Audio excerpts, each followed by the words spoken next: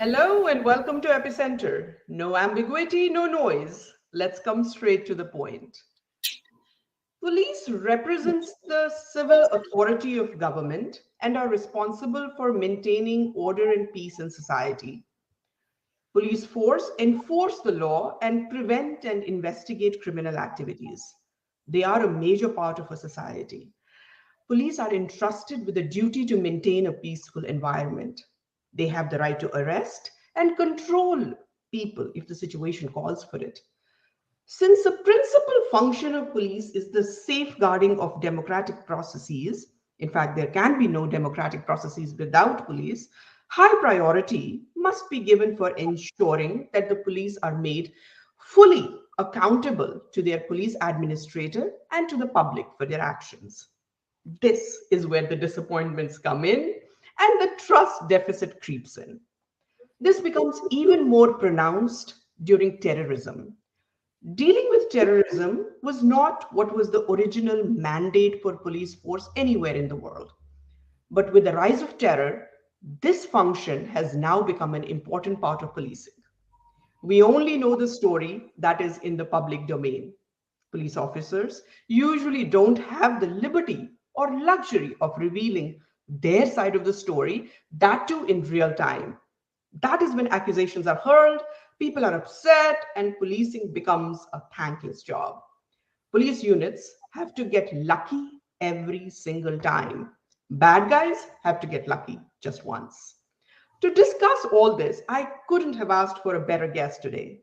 It is my honor and privilege to welcome former Director General of Police J&K, Dr. S.P. Vaid to Epicenter. Dr. S.P. Vaid qualified for the civil services and was allotted the Indian Police Service IPS in August of 1986 with Jammu and Kashmir cadre. In the course of his career, he has served as Deputy Inspector General of Police of Jammu, as Inspector General IGP Crime, IGP Home Guards and Civil Defense, as Inspector General Modernization Police Headquarters, as Inspector General of Police of Jammu, as IGP Crime and Railways, and I can go on, and I can be talking about his illustrious career through the half of this program. But I will stop here just to say that he has had an illustrious career. I do want to mention, though, while he was Deputy Inspector General of Police, Baramulla Range in the Kashmir Valley, Dr. Vaid suffered a severe hand injury in March 1999 when 25 terrorists ambushed his car and two escort gypsies on the national highway on his way to Baramulla after a review meeting at Srinagar. The terrorists, aware that his car was bulletproof, hurled hand grenades and used powerful universal machine guns which pierced through bulletproof glass instead of the commonly used AK-47s at that time. In 1990, while he was superintendent in Badgam, Dr. Vaid was accompanying his wife along with their month-old daughter from Gulmarg to Badgam. Terrorists attacked the convoy, killing two army men in the vehicle in front of his car. The apprehended terrorist later admitted that the attack was meant to assassinate him. Dr. Vaid has won numerous awards through his service. He's won Police Medal for Meritorious Service in 2002. He won Sher-e-Kashmir Police Medal for Meritorious Service, Police Medal for Gallantry, Internal Security Medal, Indian Wound Medal, and so on and so forth. Welcome to the show, Dr. Vaid. Thank you, Namaskar. Such an illustrious career. And as I said, I could have spent half the time talking about this, but our audience is really interested in hearing about you. So my first question, Dr. Vaid, was the show really is about your side of the story, because as I said, you don't have the, typically police force or police officers don't have the luxury or liberty to put their side of the story in public domain, and that too in real time. But now that you've retired, we are hoping to get some inside stories from you about how police operates. But first, I want to go to the very beginning.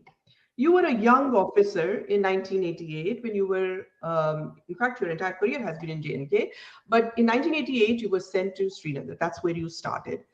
And that is when the whole thing was crumbling in 1988, 89, as we know, and 90, of course. We know all the incidents, but we know it from the civilian side point of view. We have read multiple eyewitness accounts. I have myself written about it, and there are numerous accounts in public domain now. But I want to know your side. You were a young officer in 1988. The whole system was crumbling down. You probably saw it in front of your eyes. Had the infiltration happened in J&K police? What was going on? How did you see the situation that finally, it crumbled in 1992? Thank you for having me on your show, Sunanda ji. Uh, I'm grateful to you to give me this opportunity. But uh, coming to your question, I was young ASP in Badgam. Initially, had my practical training in Srinagar and Udi, and then joined as ASP headquarter in Badgam. In fact, the 88, I joined December 88 and 89 and early 90 when the whole system actually was, as you rightly put it, was crumbling.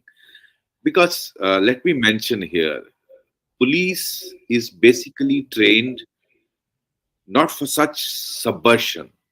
The kind of proxy war which the deep state of Pakistan has unleashed on Jammu and Kashmir. Normal policing training is about investigation, about investigating a murder case or looking for evidence, case of rape, case of theft, case of burglary. These are our normal trainings, and uh, you know the normal training we have in different training institutions in the country. But the kind of subversion, the kind of uh, uh, uh, proxy war which was faced by Jammu and Kashmir police uh, is unique, unheard of, I think, in many parts of the country and even probably the world. The deep state of Pakistan, as you know, this is now in the public domain for many years, that during the tenure of General Ziaul Haq as uh, Army Chief and President of Pakistan, he had conceived of taking revenge Yeah. against India Operation with Tobacco. Operation Back, with the policy of bleeding India by 1,000 cuts.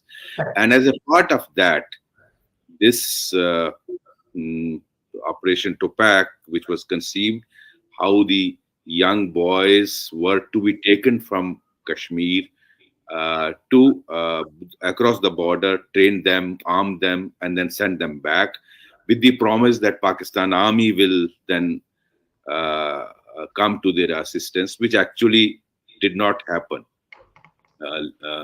as was learned later on. And initial phases, uh, see, JNK police has been confronted this even since 47, but not this type of uh, uh,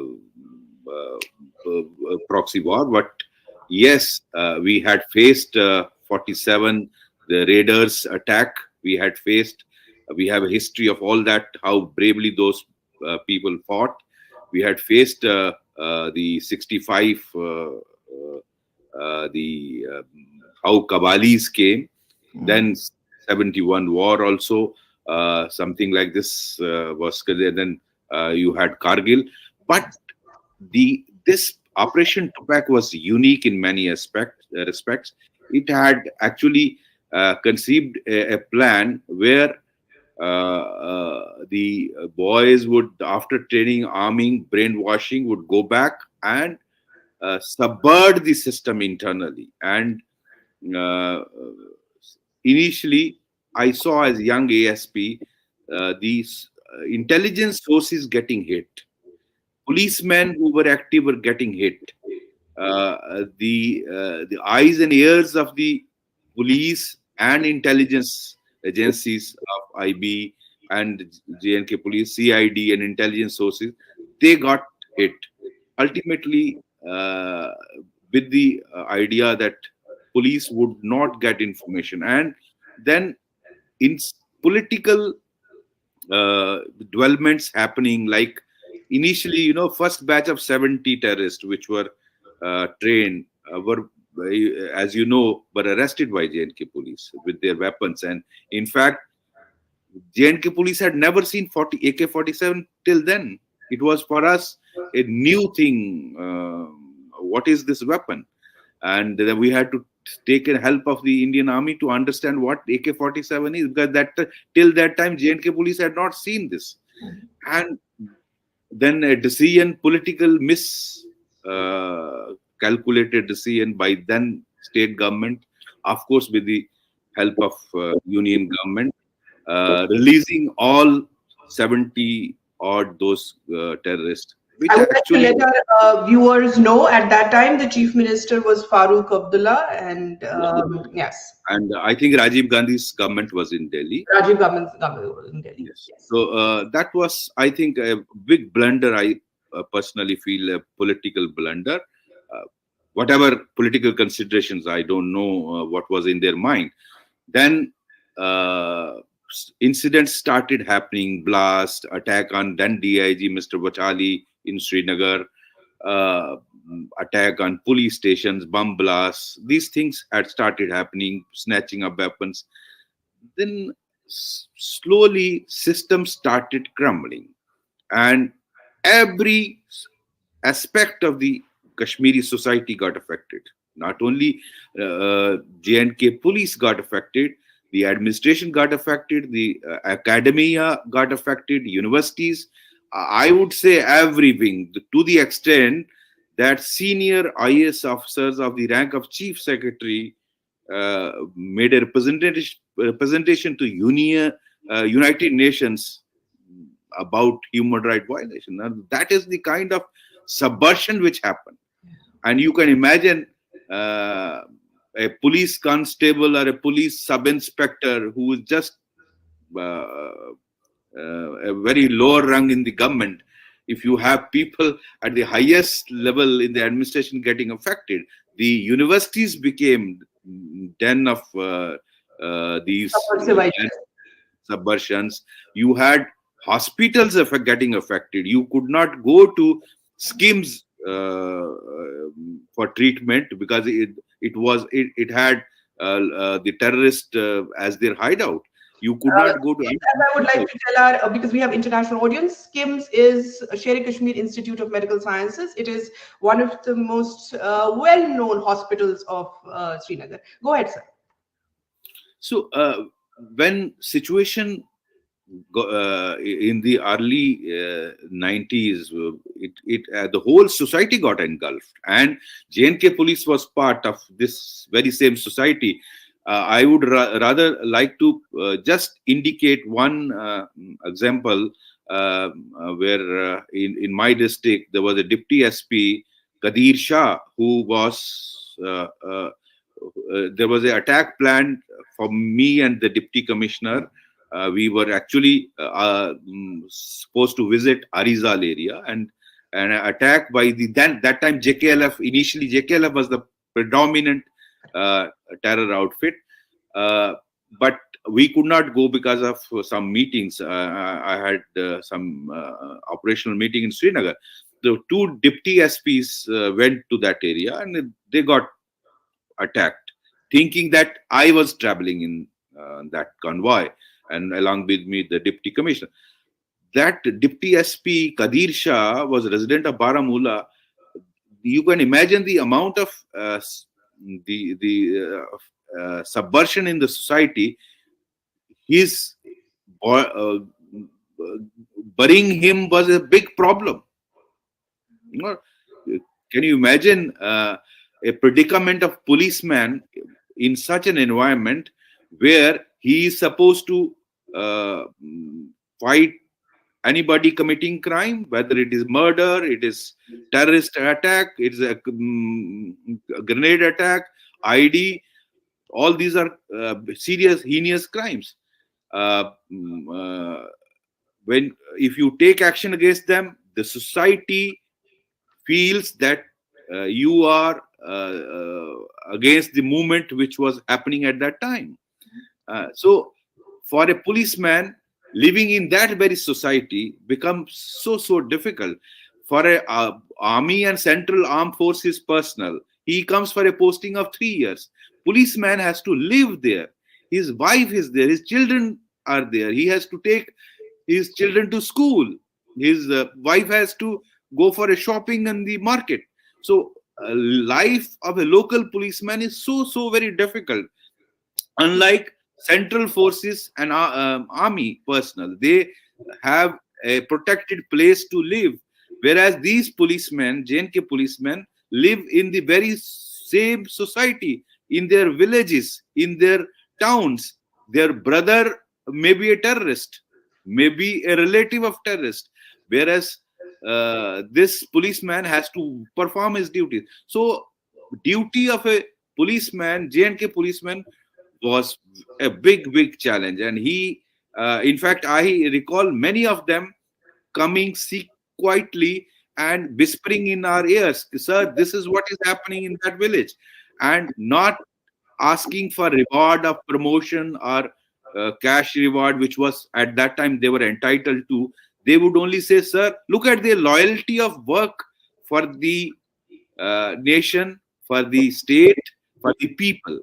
They would come and whisper in the senior officer's ears, sir, this is in that particular house or village, this is what is happening. And for giving all the benefits, all the promotions, or whatever advantage benefits the government had by then announced. So that is the kind of risk a local policeman faced. It was very difficult job, and I think the kind of challenge which JNK police faced. Let me mention here, more than 1,700 JNK policemen have laid down their lives in these 3 decades. And this kind of sacrifice, I don't think any state police in the country, and I don't know rest of the world, but the contribution of JNK police I has agree been. with you.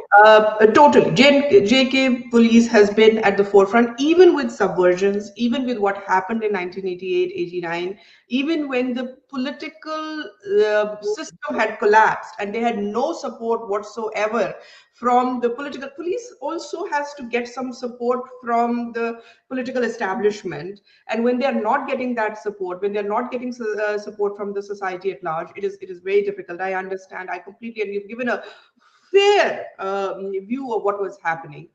Also, Sunanda ji, one yeah, second. I'm go cutting ahead. short here. The problem for policemen is the judge was not on their side, the prosecutor was not on their side. No one would come for the witness to be a witness in any incident, because they are all scared of these terrorists. Your magistrates were not prepared, doctors were not prepared to perform post-mortem. No, when a society gets affected, can you imagine under what circumstances JNK police was working? It is very difficult. And within JNK police also, being part of the same society, some of us, our boys, also got affected. After all, they have to live in the same Shopanya, South Kashmir's village, or North Kashmir's village, or even Srinagar downtown. So at the same time, they have to save their life, their family's life, and perform the national's duty, perform the duty to ensure that law and order is maintained, and to ensure that crime is not committed. No, under such a scenario, and it was JNK police was led by senior officers. Can you imagine that 7 director general, which is the highest rank, 7 officers of the director general rank were injured, including I am one of them. Yes. I can name most of them. 7 director generals. We had blast in the police headquarters itself, where the then DGP Mr. Saxena was taking meeting. Along with him, all chiefs of security forces and JNK police and Kashmir and intelligence were sitting there. There was a blast within the police headquarters. We had attack on Mr. Dr. Ashok Bhan, who retired as DGP. We had an attack on K. Rajendra Kumar, who retired as DGP. I was attacked. We had many senior officers getting hit. So that is the kind of contribution the JNK police has made. No question about the bravery, and no question about the police chiefs leading from the front in JNK, as you have done and as your predecessors and successors have done. You've been leading from the front. There is no question about it. I just want to take you back. You talked about the subversion at every level, and we understand it. There is now, it is in public domain, and you've explained it from your end how bad it was. However, JK Police has still been at the forefront of fighting this battle.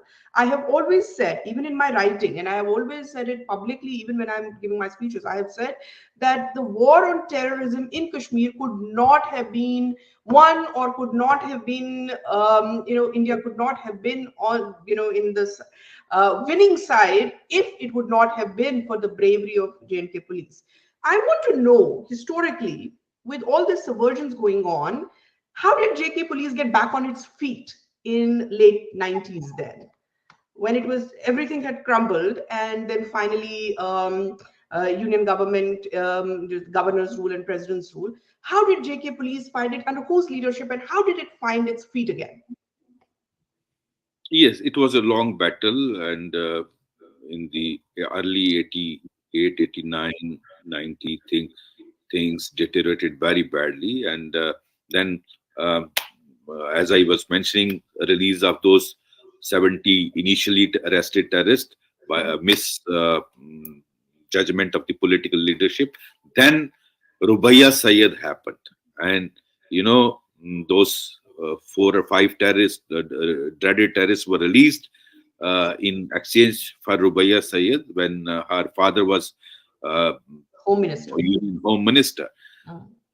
That moment you saw in Kashmir, as if handful of young boys brought down mighty government of India. That was the first time it felt that mighty state of India had compromised. Yes. So that actually gave a big boost to the morale of terrorists.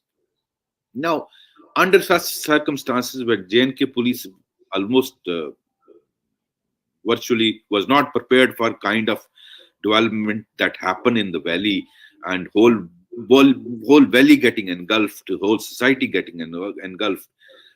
It was for I think battle for about 2 years, since early 90, then 91, 92. I was a SP, district SP Badgam that time, I remember. And senior officers did not leave the seats. It was fight for survival.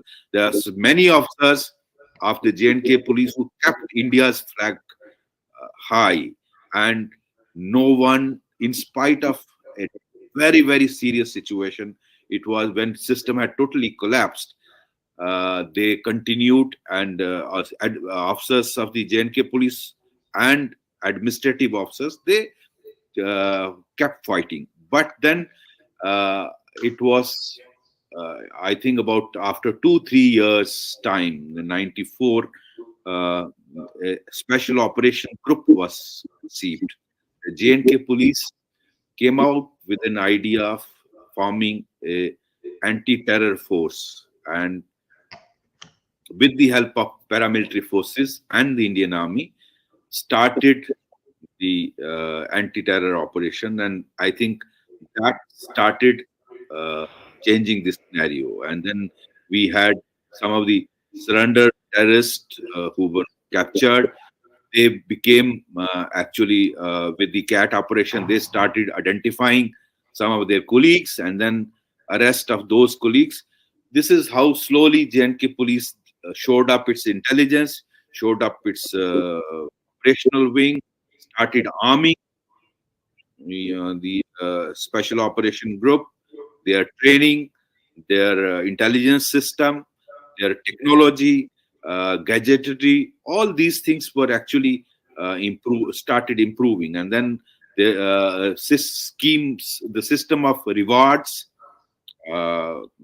out of turn promotion. If you kill, you have successive anti-terror operations. You have consistent performance against terrorist operations. You would be given promotions at maybe uh, up to the gusted level, up to the deputy SP level. The DGP was empowered, give grant out of turn promotions, cash rewards, gallantry medals. All these schemes were introduced, and this actually galvanized the JNK police and intelligence system. The JNK police was, which had actually collapsed in 89, 90, was again revived. So these, some of these measures, and led by the senior officer of the JNK police, the JNK police could be brought back in action. Of course, mm, the JNK police worked in tandem with the paramilitary forces of the government of India and the Indian Army in a very close cooperation. And let me mention here, since then, the more than 95% operations, anti-terror operations, are based on the information of JNK police, which actually indicates the primary role of the JNK police, and it is the backbone of anti-terror operation in the West. Indeed. You talked about SOG, Special Operation Group, that was formed because JNK police, I mean, not any police. In fact, when JNK police was asked to fight terrorism, world over, people did not even know what terrorism was. People did not even know what jihadi forces were. People did not know how it operated. West sort of understood terrorism only after 9/11. Before that, they didn't, even if India was talking about it, they never had the empathy to or understanding for it. But in Kashmir, India was fighting it, and it was fighting on the shoulders of J&K police. I want to ask a very basic question. I want to go to SOG after that, how it was formed. But I want to ask a basic question. An ordinary person living in Jammu or Srinagar or outside, or scholars even, they don't understand how terrorism is fought. So, in the context of Kashmir, can you tell us what broadly? I understand you cannot tell me all the details, and that's perfectly all right. But broadly, can you tell us what is the job of J&K police, what is the job of BSF, what is the job of CRPF, and what does the army do? Where are they? For ordinary people, they don't understand. They see people in uniform and they think that, everybody is the same. So, in the context of Kashmir, what are their different, broadly, just briefly, what do they do so that people understand it? See, JNK police is primarily in touch with people of the state, and being a local police, has eyes and ears on the ground. They have their contacts with the civilian population, and I think, a very close relationship also. Of course, no one talks very high of any police in the Indian context, but yes, their day-to-day life is in tandem with the society, interacting with society on various forums, and they keep helping the people. In fact, in spite of all brickbatting the Indian police gets, I think in almost every sphere of life, you need policing, and policing people. I think the biggest service one can give is my personal feeling is to be a policeman, because Democracy you are cannot like function without policing. Democracy you cannot. you you are like a mini Lord Shiva, taking only the poison, and you're only serving. If you do sincerely, you police service with the intention of serving the society, there could be no better profession than policing, because you provide instantaneous justice to the people. So JNK police, being living within society, was primarily getting intelligence, local intelligence, which village, which house, which area, who are the groups, what are the terrorists doing, where are they hiding, where are they getting their food, where are they getting their material, which side their movement is. No, and I would give credit largely to the people of the state also. Ultimately, J&K police cannot succeed without the help of people, and it is the people who are the eyes and ears of J&K police, and they have been feeding J&K police, and J&K police has been getting this information. As I said, 95% of the operations are based on the information provided by J&K police. These days, technical inputs have now role has increased, but I'm talking of 90s. You took me back to the early Correct. 90s when you were young SB. That time there were no mobiles, no technical gadgets, no surveillance equipments. It was primarily human intelligence, and human intelligence was coming from people to the JNK police. Army and paramilitary are basically backups of the JNK police. The wherever you have a small operation, so we carry a platoon or a company of the CRPF or BSF or SSB or whichever force is deployed, paramilitary force is deployed. So they act as a strong arm of the JNK police. They assist the JNK police in conducting operation.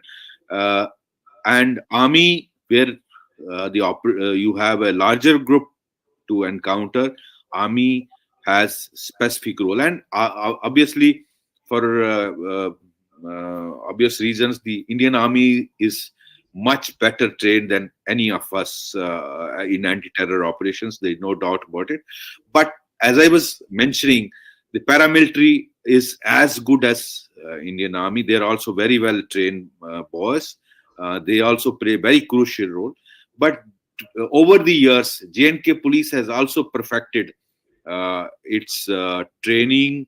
Now it is apart from investigation skills, the anti-terror training is being imparted to the young boys since the early 90s, and these boys are uh, getting commando training courses done, getting they are getting trained in ID detections, they are getting trained in diffusing bombs, they are getting trained in how to do house to house search, how to do vehicle search, how to do building searches, how to engage in encounters.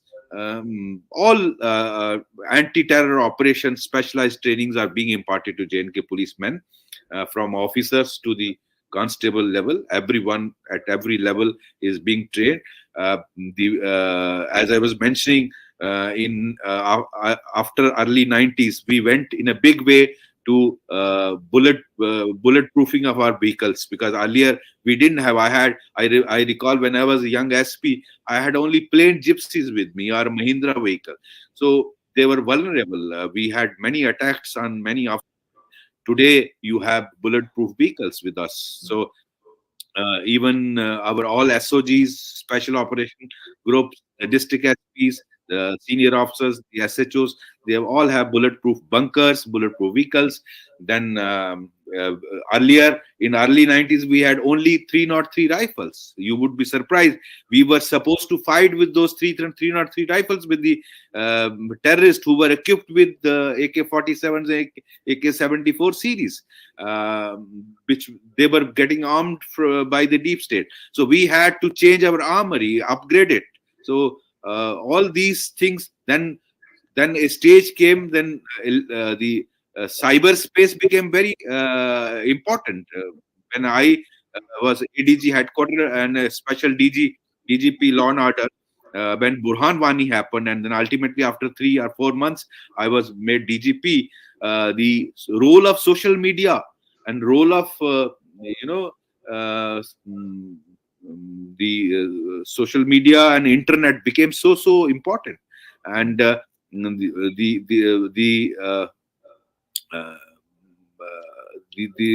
uh, media's narrative, became a war of narrative, and the way these deep state sitting across, how they were controlling the narrative in the valley, how to counter it.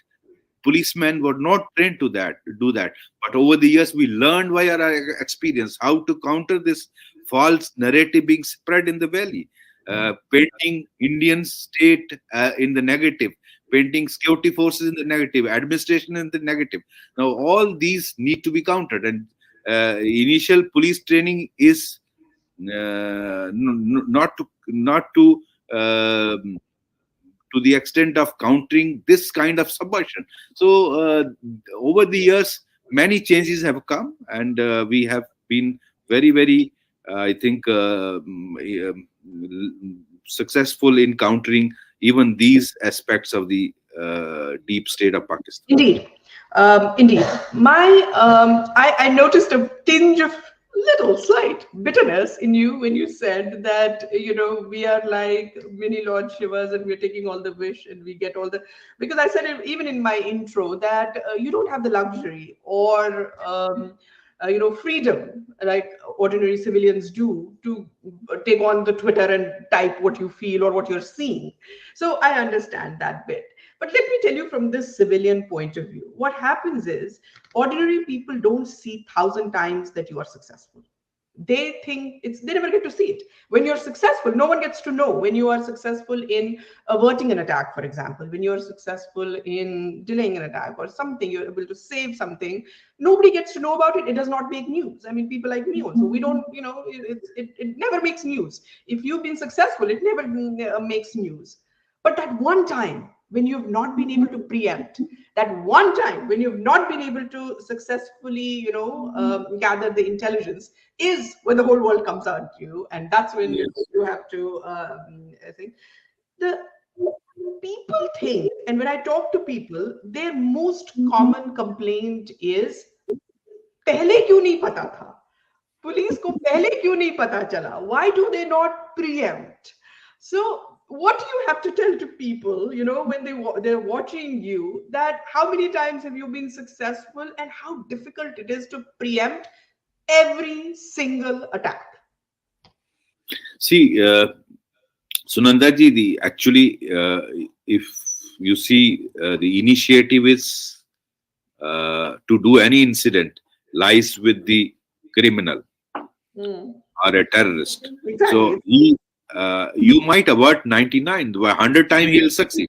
100th time he will succeed. You cannot be 100% correct all the times. Policemen have been getting intelligence that so and so would be attacked, so and so place there would be bomb blast, so and so A is planning a recce of that place, probably going to attack this place. So you take the countermeasures, you do whatever you are required to do and avert them. But then ultimately, out of 100, 99 you might avert, but 100th time he also succeeds. So the flap comes on you. See why the police did not know it, why police was not able to avert. So you rightly put it. Ultimately, people only know what makes a news. What went wrong? People don't know what went right. What went wrong. So they do not know the other side of story, that 99 times J&K police or whichever police has been able to avert it and prevent it. So, for example, these days, last few months, lot of target killing is happening. Many of the terrorists involved in target killings have been neutralized. Many of them have been even arrested. So that part people may not know. But then whenever a killing happens, a Kashmiri Pandit is killed, or a laborer is killed, or a politician is killed, it makes a huge hue and cry, and the whole security establishment, and particularly J&K police, comes in for criticism, including the administration. So that is the difficult part of policing. I think people need to understand that, because mm, uh, if you see the record of American forces in Afghanistan, if you see the record of Russian forces in Afghanistan or Syria or other places, I think the Indian security establishment has done in Jammu and Kashmir much better than any other security establishment of the world. Yeah, I agree. Sir, I had come across your interview, I think a few years back, where you had said, and I quote you, that there is no harm in giving arms training and providing weapons to the minority Hindu community as well as to the vulnerable section of the Muslims in the Kashmir Valley. This is your quote. You had also said, quoting you again, that village defense committees, VDCs, can be constituted in the valley. However, the formula requires detailed planning. Forming VDCs in the Kashmir Valley is difficult but not impossible. I am quoting you exactly. I have a huge problem with this, and I want you to explain this to me. I I have lived in Kashmir through terrorism. Through the initial phases of terrorism. My memory is still very strong. You know, I don't. When terrorism is embedded, when terrorists are embedded in the society, you don't know who is. If the house in your next door, there's a terrorist hiding. When you don't know all that, I understand the difficulties the police faces. However, the answer to that cannot be giving people guns, because I'm giving them guns. I mean, how is my 75-year-old mother supposed to use a gun, for example? How is my 80-year-old uncle supposed to now have an AK-47? I mean, and you know, this thing, a lot of people also say, it's not just you, but a lot of people also say when it comes about Kashmiri Pandits, लड़ना चाहिए आपको आपको guns उठाने चाहिए. It's easier said than done, sir. How can people pick up guns without training? And one part of this question. Second part of this question is, when things go wrong, trained police forces, your boys of the police, they have immunity from the state. What do these people do? Their lives are destroyed. And we have seen in the past, when such forces have been raised, they have been left as orphans by the system. Then when they grow up, these boys, they're taken at the prime of their lives. They don't get their education, they don't get anything, and then the state does not have much use for them either later. How do you explain this? How do you explain this comment, first of all, and how do you think that this can be incorporated in the society? Sunanda ji, my views are very strong on this issue. If you recall, what happened in early 89, 90s, in early 90s in Kashmir Valley, when minority community Kashmiri Pandits were targeted and they were made to flee from Kashmir Valley. This was also attempted in the hills of Jammu region. If you recall, there were massacres in Jammu region. Massacres happened in Kashmir Valley. Then they started these massacres in hills of Jammu region, present today's district Doda, Kishtwar, Ramban, Rajouri, Poonch, Riyasi, the Mahor Tehsil. Lot of minority killing massacres happened. This was with the intention of making the Hindu minority flee from those places. But I think God's grace, I was SSP Udhampur in 95. There was an attack in a village known as Bagan Court in Mahor Tehsil of district Riyasi. The then district Riyasi was part of district Udhampur. And I think somewhere September 1995, if I recall correctly, I had visited that village. The poor people of that village had come down to the roadhead where I was there. So, those people demanded weapons. They said, "Sir, we fought with the terrorists who were armed with AK-47 rifles. We had only, the kulhadi, which is used to cut trees, and chisel, which is used to cut grass. They said we fought with these weapons with the terrorists who were armed with AK-47 rifles, and they killed our two people, and we also killed two terrorists. Sir, give us weapons. I was caught in a predicament, and that time there were no mobiles, so I gave a message to then my senior in the police headquarters uh, and sought permission that villagers are demanding weapons, and because there was no government order to that effect, so I got 10 303 rifles. We had only 303 rifles that time from the police line after getting approval from the police headquarters, and distributed these. That is how it became the first VDC, and it was later on followed uh, by a government order, and whole uh, J&K districts were covered by this scheme, in which the district SPs and the district magistrates were authorized to constitute VDCs with three SPO amongst them, everyone getting trained, people from all the communities who have no criminal record, trained them, armed them, and they fought. And many VDCs fought very bravely in Jammu region. If it can happen there, I see why it cannot happen in Kashmir Valley. I understand Kashmir Valley, and here the composition of Demographics. population is different. Here it was, I think, almost equal population, both communities 50-50. in Jammu region, 50-50, or you can say 60-40. But in Kashmir Valley, minorities are very, very limited number. But lot of Muslims also face threat from the terrorist.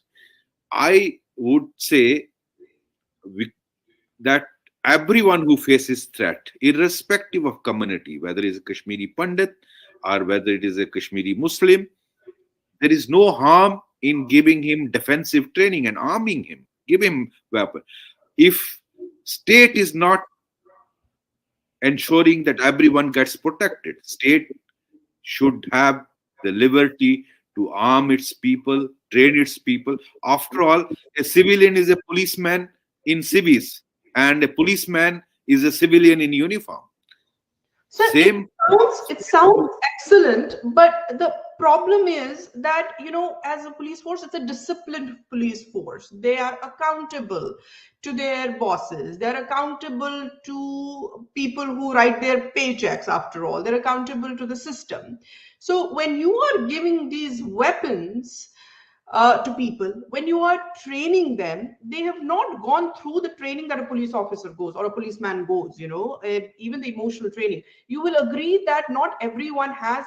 There are two professions in this country where in the world, which I think, which are not professions, but these are, you have to have a mental makeup for it. Not everybody can be a police officer, and not everybody can be a doctor, because you have to have a certain mental makeup for it. Not everyone, it's not everybody's cup of tea. So here you have trained these young boys who are now in that aggressive state. How are you to control them? For even when, if they are, some two people get angry and now they have the weapons and they're fighting, they're taking law in their own hands. What is the mechanism to control them? They're not answerable to anybody at that time. See, aberrations are happening even in VDCs. I have a personal enmity with you, so I use the weapon, misuse the weapon, for which it is not given. I misuse it and harm you. We had some incidents even in Jammu region where action has been taken against such people, but by and large, people were able to defend themselves. So, after all, a terrorist is also a human being, and those who are getting affected, for example, Rahul Bhatt, he was a young man. Yeah. And understanding defensive way. I say, see, there are many trainings which can at least give them a specialized idea of how to protect themselves. Yeah. There is no harm in for me to know that if I take a route, I would not come by this route. I come return by the B route. I do not give. I do not follow the same routine. I do not open a door if at an odd hour. There are many such trainings of defending yourself. If there is a grenade blast, how to protect yourself from the grenade splinters? Lie down on the ground. So certain things like that, there is no harm. Many countries train their civilians. They give trainings like it is compulsory to be army trained in Israel. We can also ensure that every citizen of this country has a defensive training.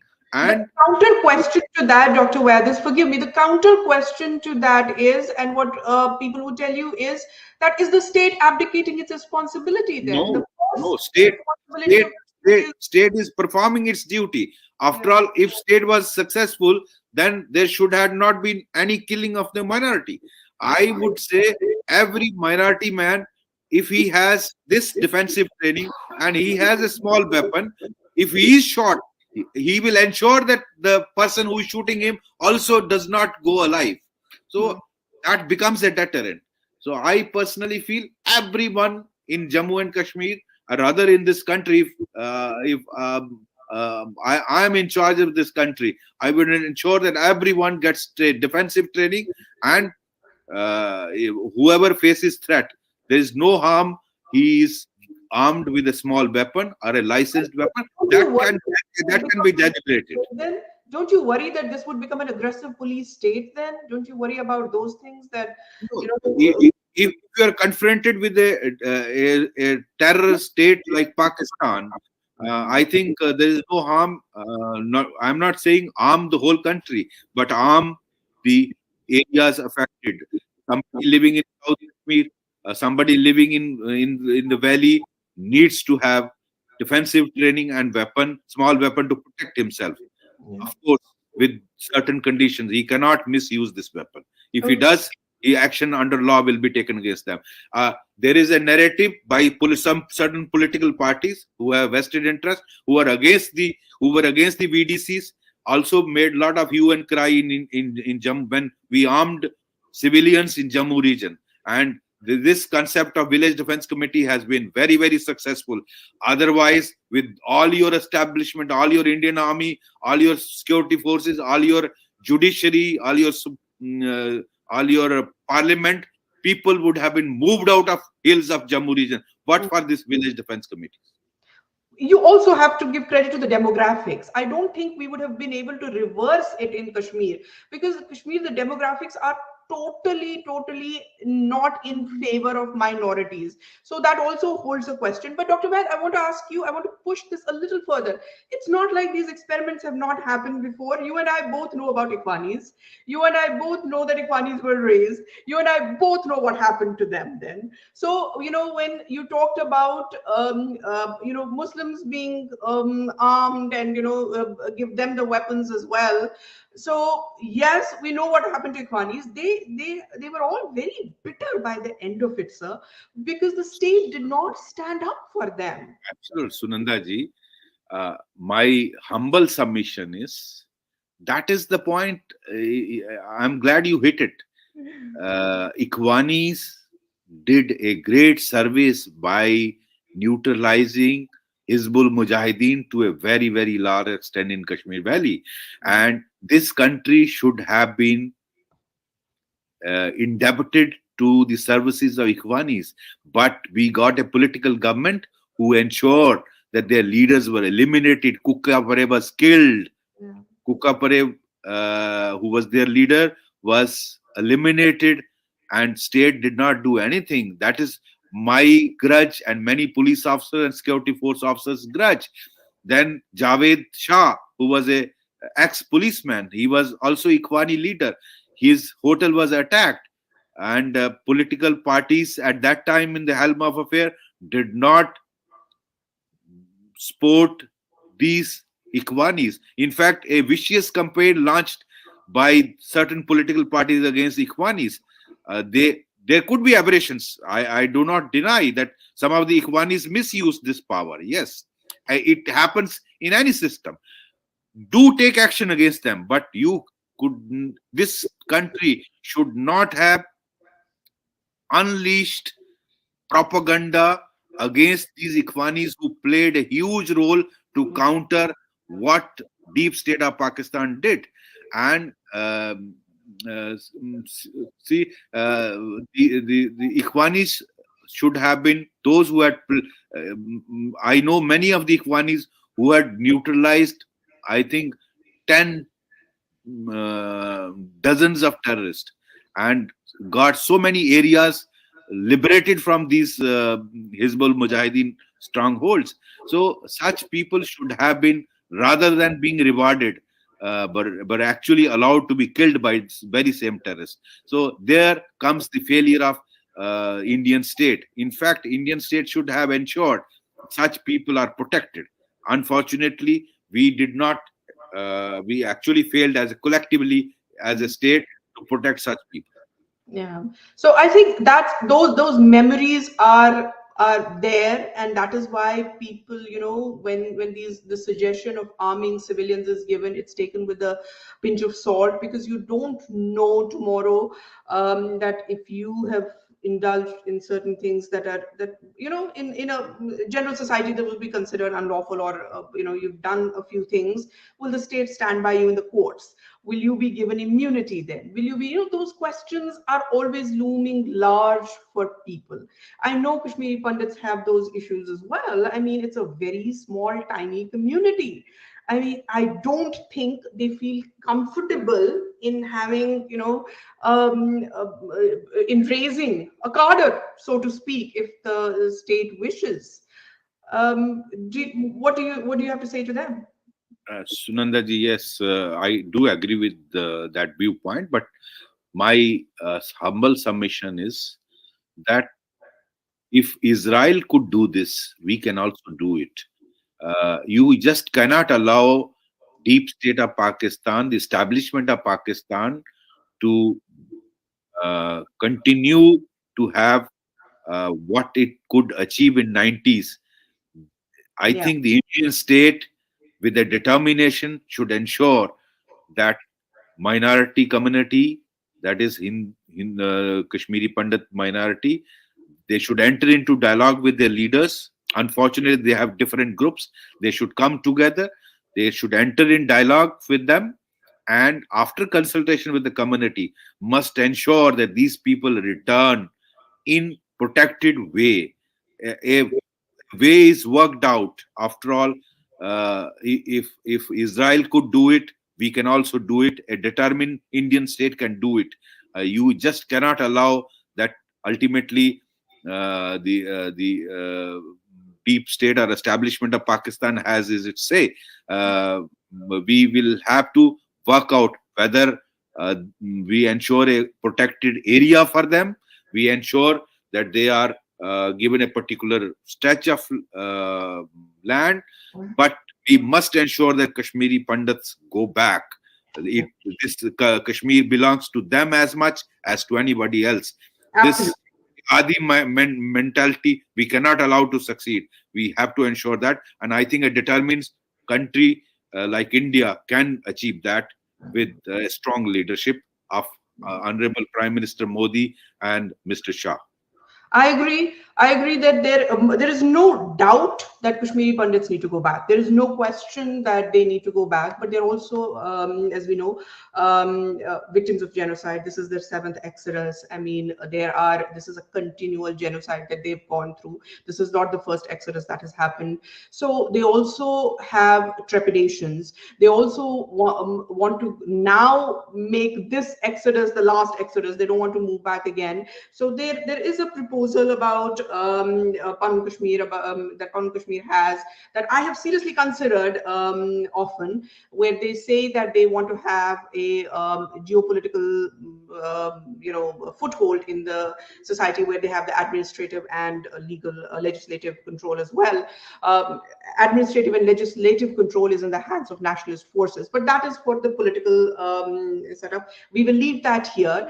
I want to ask you, since you are also watching the situation very carefully, what is your view of the current situation, current security situation in Jammu and Kashmir and Valley right now. We often hear about this hybrid terrorism right now, these young boys who don't have any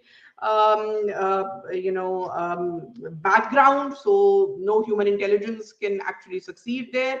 They are given pistols, they're not even given any major weapons anymore. So with pistols they go and the recce is already done, and that's how Rahul Bhatt was killed. That's how all these targeted killings have been happened. They shoot them point blank and they disappear. I'm sure they're caught later, but the point is that these hybrid killings cannot be preempted.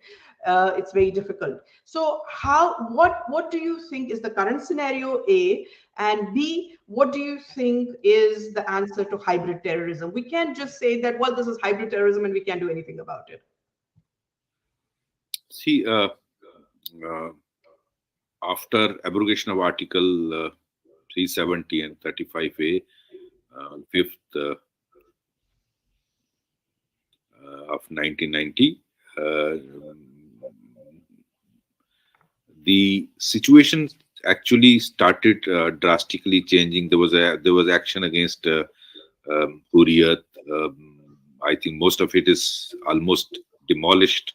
It was leading the politics of Hartal, Band calls, paralyzing whole Kashmir. So very strong action was taken against that. A lot of terrorist cadres got eliminated in last 4-5 years. Lot of leadership was eliminated, particularly after Burhan Bani's incident. When if I recall, I think 2017 onwards, we launched that Operation All Out, and Operation All Out was very, very successful in coordination with the army and paramilitary forces. So I think more than 1,000 cadres were eliminated of the terrorists, and they were losing their weapons as well as cadres. So the establishment in Pakistan realized that they are losing this game in confrontation with the security forces and J&K police. So they came out last year in around, I think, September, September. There was ISI chief that time who held a meeting in Muzaffarabad. Then this tactics was changed of to reverse this losing game of Pakistan. India was pushing for in a big way the development push of the Honorable Prime Minister.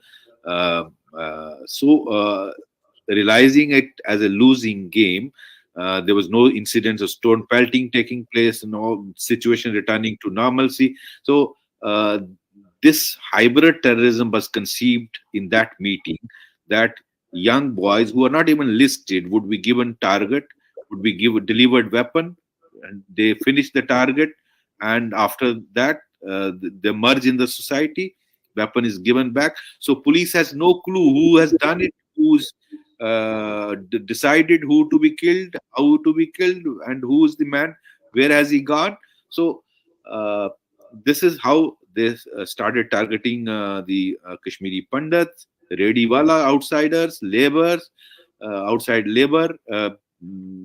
The labor was targeted for sabotaging Honorable Prime Minister's development push. The political workers, our panchayat members, were targeted to derail the democracy. Kashmiri Pandits and minorities were being targeted to scare them from Kashmir Valley and dare others, daring them not to enter Kashmir. The narrative that the Kashmir's demography is being changed. All these were properly planned, and initially J&K police was taken back, but I think slowly with the improved intelligence, they are able to track down many of them. Many of them have been neutralized, many of them have been arrested. I think by and large, people needs to be taken into confidence. After all these terrorists are merging in the society, they are getting support from the society. Otherwise, these incidents cannot happen. So here comes the role of J&K police becomes very, very important. I think technical intelligence these days is very important, but these people are using internet and the dark web. So it's very difficult to track them down. And mm, uh, I think technical, apart from technical intelligence, the human intelligence also has a crucial role here, and JNK police needs to be very, very in close touch with. After all, people are the losers of this. If labor runs away, Kashmiri community loses. They do need this labor for their building their homes, building their establishments, building their development work, or whether it is IITs, IIMs. Ultimately, it will benefit the local people. I think in a small state like J&K, there were 3 medical colleges. Today, 7 more medical colleges are coming up. So 10 medical colleges in a small union territory like J&K. So are 2 AIMS, 2 IITs, 2 IIMs, central universities. So much of development push is taking place, and that is changing. The more than 50,000 rupees investment coming from even countries like Dubai and UAE and across the country. So this had actually panicked Pakistan. So that's why this changed tactics. Situation, by and large, on the face looks much better than 5 years back. The less number of people are joining terrorist ranks, though they still continue to join. That should be worrying. I think the administrators and J&K police people and intelligence system, because the ecosystem continues, though the administration of Union Territory is hitting. Some of the people sitting in the administration have been identified who were helping these Pakistan, ISI, and terrorists have been removed from the services. But as I said in my initial remarks, their whole society is engulfed, and you need to, I think, if cancer spreads to the body, you need to cut few parts, and that kind of action is taking place. But you still need to do much more, because just removing 370 is not the end. You still have hundreds of madrasas running. What kind of education is being given? Is it purely Islamic education, religious education, or is it the hardcore Islam, radical Islam, which preaches jihad? Is that being imparted in these madrasas? That need to be looked into. What is the role of society in this? I think the elders in the society need to be involved. What is education institutions, higher institutional education doing? How many universities in Kashmir have undertaken studies or PhDs to find out the causes why young boys still join terrorism? Has anybody gone into this? Don't leave it only to security forces. Now, all these aspects, I think, need to be looked into, and only then we will be able to achieve complete peace. It is a fact that still infiltration is taking, though it has come down drastically, but it is still taking place. Today, earlier the infiltration used to take from the international border by, let's say, tunneling below the fence. When we came up with the fence, they started digging tunnels. They started using plastic stairs after the fence was electrified. Now, these days, they are using technology like drones to drop consignment of weapons and drugs and IDs. Now, all this, deep state has been changing its tactics. Now, police forces and security establishments are countering it, but then challenges are changing. So, with new technology, which Pakistan, we are using drones for delivering medical equipment to far-flung areas, to many other productive things. But unfortunately, Pakistan, you are stuck with a neighbor which is using this technology for killing and devastation. So we cannot change our neighbor. Unfortunately, we cannot change our neighbor. Yes, I have almost reached to the end of it, and I have last 2 questions, sir. One question that I want to ask you, the penultimate question, is that you must have seen the PM package employees. They have been, they've been fighting for their rights after Rohit Bhatt's killing. We've been talking about it. They are protesting on the streets, and they've been protesting for months now. The whole PM package was, if you recall, it came from the previous government, the UPA dispensation. And I think it was, for some reason, they thought that this was going to be a rehabilitation economic package, and they called it a rehabilitation package. The rehabilitation hasn't been working really well. I read a tragic account by a young Kashmiri Pandit lady who had written about it. And she said, on a daily basis, how the radicalization in the society has affected them much more than even the male counterparts. For example, the way they dress, the way they talk, the way they are raising their children, and the kind of radicalization that has happened there. It is very, very difficult for both men and women. So clearly, these economic packages and employment packages are not working. What is your advice at the moment for these people who are protesting, and what is your advice to the government, that how should they handle this rehabilitation or the employment package? See, the Prime Minister's rehabilitation package, I think it was conceived somewhere around 2011 or so, 11, 12, when Mr. Omar Abdullah was the Chief Minister, and I think Dr. Manmohan Singh was the Prime Minister. It was well-intentioned but misconceived. That's my take for it. It was with the good intention that some quota of Kashmir waste jobs should go to Kashmiri Pandits. After all, they belong to Kashmir Valley. It was with this intention, but they have presumed that situation is completely normal, which is not the case. And particularly after Burhan Bani, things changed and the situation deteriorated. And particularly South Kashmir, you saw how upheaval happened after Burhan Bani. So you can't have a Kashmiri Pandit employee living in South Kashmir, working as a teacher or a clerk. He will be killed. I have no doubt about it. He would be killed. Even those who are living together in a small group in somewhere in South, or maybe Shopaiya or Kulgam or Pulwama, with the guard provided by J&K police and a security force camp nearby, they have to go to the market, they have to go to Orchard, they have to go for shopping, they have to go for business or a shop or a job.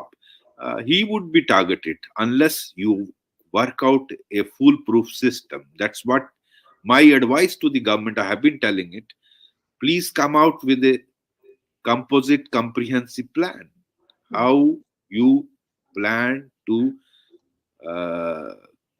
ensure that these Kashmiri Pandits and other Hindu minorities from in Jammu region who have gone against the posts of scheduled caste and those posts, how they can be protected. So I have been quoting that Jammu employees faced similar situation in 1990. They were provided protected place to stay. They were posted in offices which were protected, and they were provided transport which was secured. So I think if you want to keep these Kashmiri Pandit employees in Kashmir Valley, then ensure that they are posted in Secretariat, they are posted in Raj Bhavan, they are posted in police headquarters, they are posted in offices like AG's office. They are posted in offices which are protected, which are guarded, and they are kept in houses in areas which are protected, where no one can enter with a weapon without proper screening, and there is a proper transport system. You can't have a Kashmiri Pandit or a minority person from Jammu working in a village as a teacher or as a clerk. He will be shot. I have no doubt about it. Okay. So I think this foolproof action, composite comprehensive action plan government needs to work out, and they need to enter into dialogue with these young boys. These boys, if the my suggestion is they should. Uh, I think I tend to agree with them. They cannot be sacrificial goat. Right. Government cannot allow them to be killed. It Yeah. will be failure of the government to allow them getting Yeah. targeted, and government must enter into dialogue with them, ensure that these are the measures we are taking to ensure that you will be protected. And if you can't ensure that they are protected in Kashmir, will temporarily bring them to Jammu. I don't. My personal view is I don't think government should stand in prestige. There is no harm. I understand. I was also feeling that allowing them to come to Jammu would send a wrong message that terrorists have succeeded. Fine, but I can't allow them to be killed. Yeah. So temporarily retreat does not mean win for the terrorists. You till we get complete upper hand, till then, or till you work out a comprehensive plan for them, don't allow them get killed temporarily for maybe 6 months or a year. Bring Bring them. them to Bring them. and work out this detailed plan. That's my suggestion. Thank you, Dr. You have spoken so candidly about all issues, and this has really been a pleasure, honestly, talking to you. I just want to ask you one last question.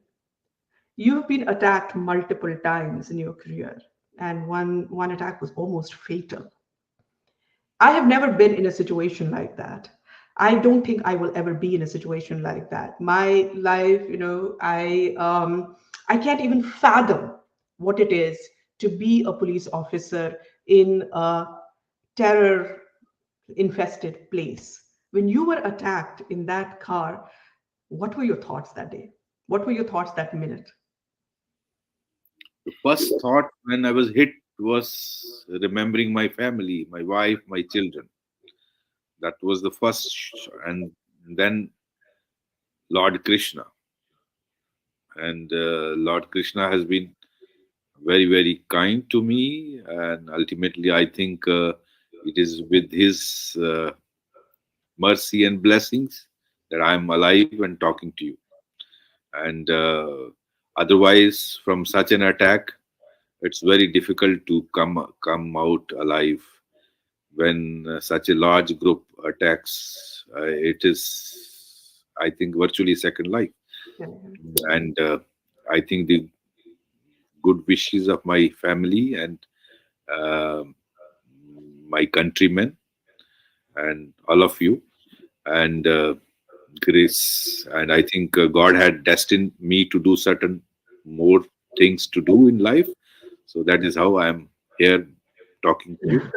You have a long innings ahead of you, long second innings ahead of you.